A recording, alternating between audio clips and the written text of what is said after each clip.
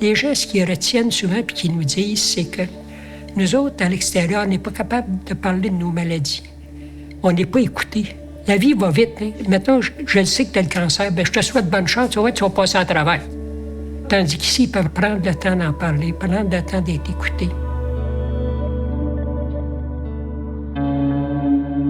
Ça fait 24 ans que je suis à la Maison Sarrazin.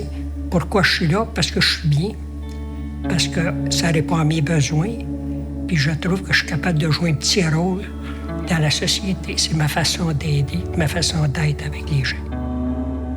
La Maison Sarrazin, c'est toute une école de vie, une école de savoir-être de très haut calibre. Il faut se permettre le silence quand on est là.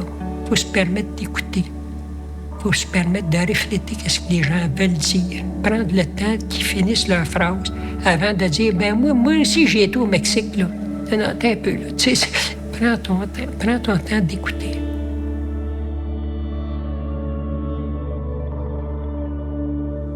Il n'y a pas un bénévole, il y a des bénévoles, différentes personnalités, différentes façons de voir la vie.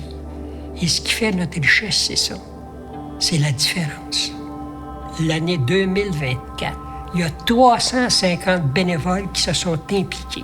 C'est plus de 52 000 heures bénévoles. C'est quelque chose. Ensemble, on choisit un secteur. Comme moi, j'ai été 20 ans auprès des personnes malades. 20 ans en soins palliatifs. On est dans le moment présent. Ça fait seulement 4 ans que je suis au Centre Rouge. Ça s'adresse à des personnes qui ont le cancer en phase 4. Ça veut dire qu'ils peuvent avoir du soulagement, mais il y a pas la guérison n'est pas évidente. On s'occupe d'eux à peu près dans tous les aspects de leur vie. Et on s'organise pour que la qualité de vie soit jusqu'à la fin. Et c'est la beauté du changement qui s'opère.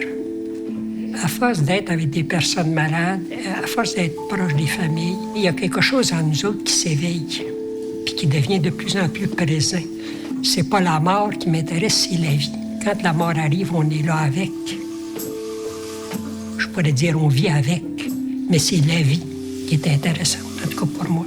C'est ça qui m'alimente.